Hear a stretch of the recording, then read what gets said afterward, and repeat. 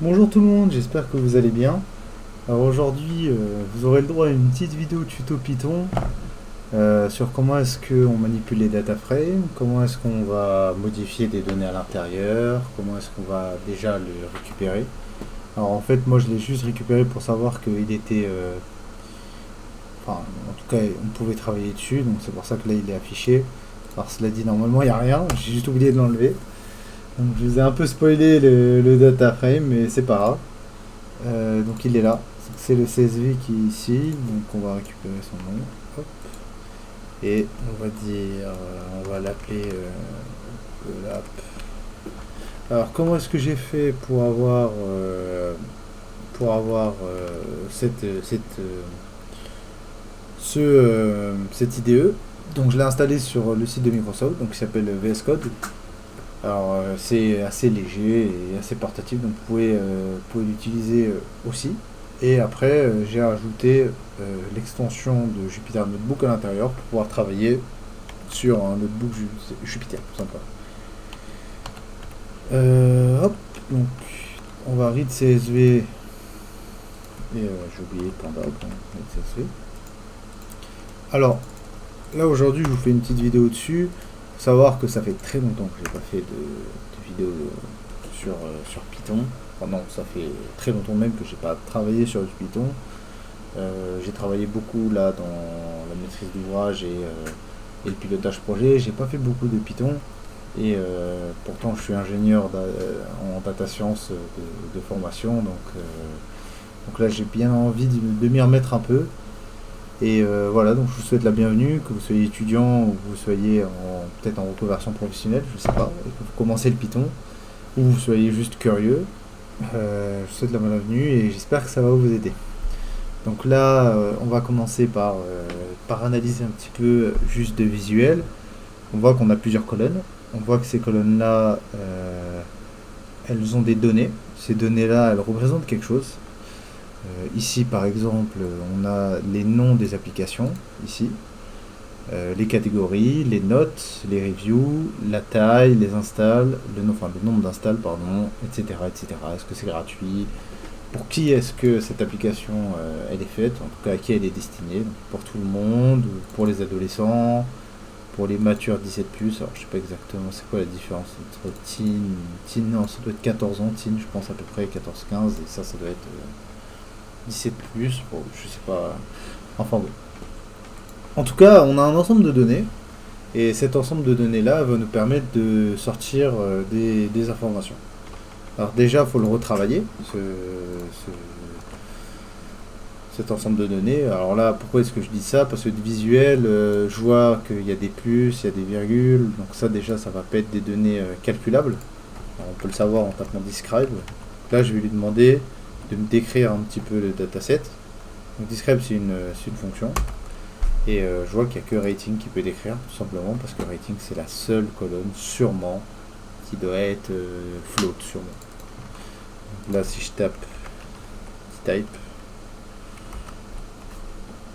on a des objets, et on a bien un float dans rating, qui veut dire que c'est la seule colonne, en fait, qui est calculable. Alors moi, ce que je vais faire, c'est que je vais commencer par install, je vais modifier le type de install. Hop. Hop. Alors, si vous voulez connaître, par exemple, ça peut être utile. Si vous voulez, là, moi, je n'allais pas l'utiliser, mais ça peut être intéressant de le faire. Si vous voulez utiliser, vraiment là, c'est pas très optimisé ma manière de taper, ça fait très longtemps. Si vous voulez connaître les valeurs uniques qu'il y a à l'intérieur, vous tapez juste pour dot unique. Et là, en fait, vous allez avoir toutes les valeurs qui composent en fait cette colonne-là. Donc, on voit qu'on a 10 000, 500 000, 5 millions, 150 millions, etc., etc. Et on voit un free. Ah, alors, on- bon, on va le faire là, mais vous allez voir que ça va pas fonctionner. En tout cas là, alors, je vais vous expliquer rapidement. Donc là, qu'est-ce que je vais faire? Je vais dire que cette colonne installs, j'ai envie de lui appliquer un traitement. Un traitement qui va être un changement de type. Parce que là, le type, on voit que c'est object. Et j'ai envie que ce soit un integer. Alors, déjà je pourrais pas parce qu'il y a les plus et il y a les virgules, mais je pourrais pas aussi parce qu'il y a free, pour la même raison que les plus et les virgules. Parce que l'integer en fait représente les nombres entiers, et que comment est-ce que Python va faire pour transformer le free en nombre entier ou la virgule en nombre entier? Ça n'existe pas tout simplement. Alors déjà je vais commencer par appliquer une fonction à cette colonne. Alors apply, c'est une fonction qui va me permettre d'appliquer en fait une fonction ici que je vais taper à l'intérieur à chaque ligne de cette colonne. Alors pour être plus clair, je vais insérer une ligne entre les deux. Hop, merde, j'ai cliqué sur le mauvais, mais c'est pas très grave, ça ne change pas grand chose. Je vais mettre ça là. Donc si je fais ça, ok. Alors, je lui dis, dans cette colonne, tu vas appliquer. Donc appliquer, quand j'utilise apply, elle va aller voir la première valeur. Donc là, la première valeur, j'ai envie de lui dire, remplace le plus par rien, par un vide. Et ensuite, il va aller chez le deuxième. Il va lui dire remplace celui-là, puis remplace celui-là, puis remplace celui-là. C'est comme un for en fait. Tant que ça n'a pas atteint la fin, et ben la fonction apply va appliquer la fonction qu'on lui demande à l'intérieur. C'est une fonction dans une fonction, tout simplement. Apply, ça va être la fonction qui va me permettre d'appliquer ici une fonction temporaire, donc lambda. Pourquoi est-ce que c'est une fonction temporaire? Parce que la fonction de remplacement du plus, je ne vais pas l'utiliser dans toutes les colonnes, je vais l'utiliser que dans celle-ci. Si je devais utiliser le remplacement dans plusieurs colonnes, bah, je le ferais peut-être une fonction à part. Alors là, c'est une méthode, hein, .replace, c'est une méthode pour remplacer. Après, bon, je doute pas qu'il y en a d'autres. Alors d'ailleurs, j'en ai une en tête, une autre méthode qui est plus simple que celle-ci. C'est juste que celle-ci me permet de vous introduire à la fonction apply que vous allez pouvoir utiliser beaucoup en traitement de données. Donc là, si je lance ça, hop, on est bon. Et si je lui demande de l'afficher, on voit qu'il n'y a plus les plus. Donc si je reprends la même ligne et que je remplace virgule, ça devrait me supprimer les virgules. On est d'accord. Voilà, les virgules sont supprimées. Alors on n'oublie pas qu'il y avait un free à l'intérieur. Donc ce que je vais lui dire, c'est que je vais pouvoir vous expliquer encore une autre méthode qui va être celle de localiser des valeurs. Donc là par exemple je mets loc, qui veut dire localise-moi. Je vais dire de me localiser. Non. Alors je vais dire de localiser l'endroit où Google App Installs est égal à free. Tout simplement. Et je vais enlever ça pour éviter d'afficher. Alors, qu'est-ce qu'on a? On a installs free, on a review en méga. Oula, cette ligne, elle m'a l'air un peu bizarre. Ok, bon. En tout cas, ce qu'on va faire, c'est que on va .replace.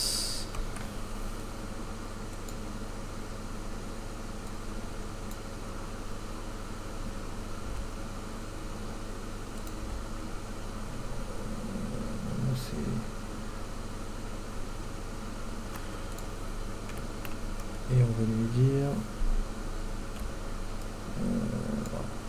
hop,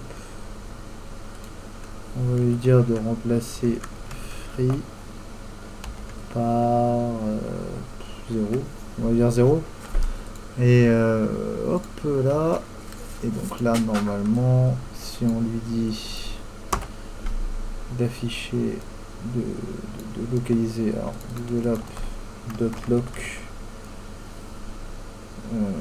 hop,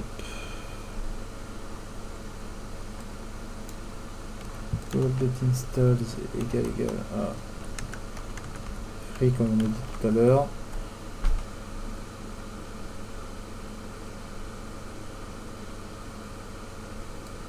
Pourquoi est-ce que ça marche pas? Alors voilà, hein, on va voir un peu les choses ensemble, hein. Ça fait longtemps que je n'ai pas fait aussi, donc on peut voir pourquoi est-ce que ça fonctionne pas. Normalement, Bah oui, je suis bête. C'est parce que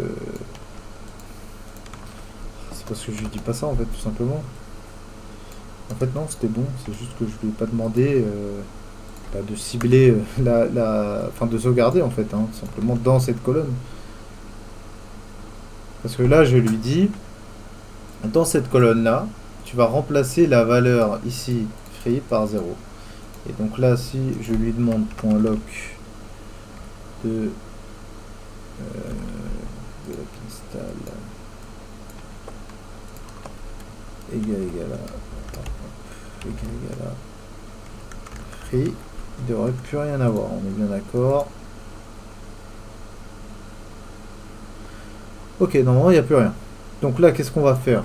On va appliquer notre fonction de changement de type, simplement. On va récupérer ça, on va le mettre là, et on va dire tu vas me mettre en integer, puisque il n'y a que des integers, on l'a vu. Voilà. Majuscule. Voilà. Et si je fais ça et que maintenant je demande le type de données,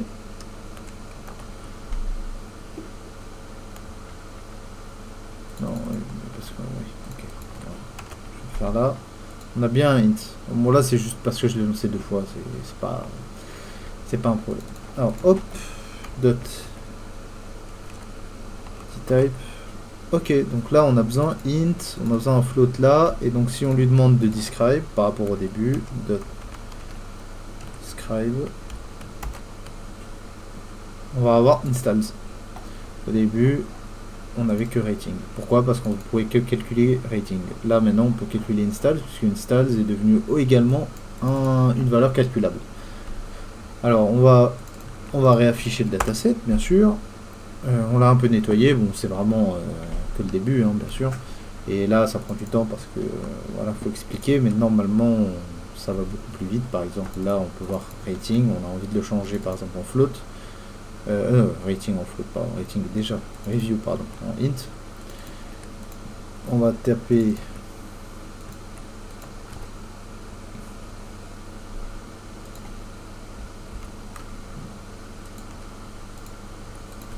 dot unique. Je vais parenthèse. C'est un objet, donc on va le transformer. En int. Parce qu'on peut pas avoir 2,5 review. C'est un nombre entier. On va le transformer en int. Et on nous dit qu'il y a un problème. Pourquoi? Parce que il y a un 3M qui traîne ici. Ah, mais je crois que c'est la même ligne qu'on a vu tout à l'heure. En fait, c'est la ligne qui nous casse un peu la tête. Je pense que cette ligne-là, on aurait pu la supprimer. Après, là, je vous apprends à modifier les données, tout simplement. Je crois qu'en plus, il y avait des lignes vides à l'intérieur. Donc, si jamais on ne veut pas se prendre la tête, on tape Google App .drop na. Et là, normalement, cette fonction-là me permet de faire sauter toutes les colonnes, toutes les lignes, enfin toutes les lignes vides, enfin toutes les lignes dont les valeurs sont vides. Et je peux le faire comme ça, par exemple, isena. Et là, par exemple, ça va nous vérifier est-ce que c'est nul, est-ce que c'est nul, est-ce que c'est nul. Et si je lui demande drop na, il va me supprimer tout. Après là, j'en ai pas vraiment besoin. En vérité, je vais juste la modifier, comme ça on va pouvoir passer à autre chose. On prend ça. C'est la même fonction que tout à l'heure. Hein. Franchement, moi je vous le dis, ne vous cassez pas la tête. Hein. Quand vous avez déjà fait quelque chose, vous le récupérez. Tac, voilà. Nous, on veut changer 3,0 m. On va le changer en 3000. De toute façon, ça va pas trop nous changer grand chose d'avoir 3000 reviews, puisqu'on va travailler sur des valeurs qui sont beaucoup plus élevées. Donc là, voilà, on a modifié ça. Et derrière, on va lancer ça. Et vous voyez qu'il n'y a aucun problème, on a bien review. Et d'ailleurs maintenant si on lance le describe, on devrait avoir review qui va aussi s'afficher. J'ai oublié de copier, c'est marrant ça. Hop, on va le coller là. Et normalement, voilà, on a aussi review maintenant ici. Donc là, en fait, Describe, ça va me donner la moyenne, le minimum, le maximum, etc. C'est pas mal comme fonction pour avoir en fait des données statistiques sur le data frame. Après, c'est assez visuel, c'est assez rapide, hein. C'est pas quelque chose de très clair, on va dire, par rapport à des schémas, etc. qu'on pourra voir par la suite d'ailleurs. En tout cas, que je pourrais vous montrer par la suite. Après, pour le moment, on va commencer par les bases. Voilà. Donc là, c'est quelques petits trucs qui vont vous permettre déjà de commencer à travailler. Je vais vous donner un petit exercice. Donc déjà, on va commencer par... alors, je l'ai préparé sur un petit PowerPoint sur le côté avec les exos. Hop. Alors, première... je vais vous afficher les questions ici. Je vais vous les coller, bien sûr, en bas de... Donc, voilà les questions que je vais vous demander de faire. Et ensuite, je vous fournirai bien sûr les réponses dans un petit... Alors, soit je vous fournis directement le notebook sur lequel après vous pouvez vous corriger, soit tout simplement je vous fais une petite vidéo de correction avec des explications. C'est un peu comme vous voulez, je vous laisse me le dire en commentaire ce que vous préférez.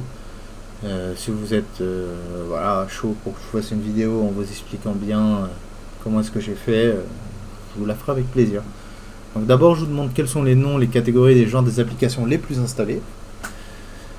Quel est le plus grand nombre de reviews, donc c'est les avis, et quel est le nom et la note globale de l'application qui est concernée. Je vous demande d'afficher les colonnes 2, 5, 6 et les lignes 3 à 16 du data frame. Alors, il y a certaines choses qu'on n'a pas vues ensemble, mais ça va vous permettre de faire des recherches parce que une grande partie de l'apprentissage, elle est via la recherche. Moi, c'est comme ça que j'ai appris en fait, hein. C'est en cherchant sur internet, en allant sur Stack Overflow, en allant sur Open Classroom, en cherchant un peu partout. Moi, je vous ai donné la base de comment vous pouvez déjà commencer à étudier. Après, là, c'est à vous d'aller chercher par vous-même. Voilà, et peut-être poser des questions dans les forums. Ne vous inquiétez pas, les gens sont très bienveillants. Si vous commencez, après, sachez que aujourd'hui, je pense que toutes les questions que vous posez, elles sont déjà répondues sur internet. Donc vous pouvez trouver les réponses. Et j'espère que vous allez les trouver, bien sûr, hein. Donc, combien y a-t-il d'applications ouvertes aux personnes de tout âge? Donc là, vous allez filtrer, vous allez chercher, vous allez utiliser la fonction count. Alors, je vous spoil un peu, mais voilà, pour vous aider un peu. Dans quelle catégorie il y a le plus d'applications et quelle application vendue la plus chère? Donc voilà, je vous remercie beaucoup de m'avoir suivi. Si vous êtes un étudiant, bon courage pour vos examens, bon courage pour votre début d'année, parce qu'on est en septembre. Alors après, peut-être vous voyez la vidéo dans un autre mois. Mais voilà, donc je vous souhaite que du bonheur, beaucoup de courage. J'espère que vous allez y arriver. Si vous êtes en reconversion et que le Python vous intéresse, et ben vous faites bien, parce qu'il y a beaucoup de travail. Moi je suis data analyst, donc forcément il y a beaucoup de boulot. Et voilà, donc je vous remercie beaucoup. Et je vous souhaite une bonne soirée pour moi, peut-être bonne journée si vous regardez ça la journée. Au revoir.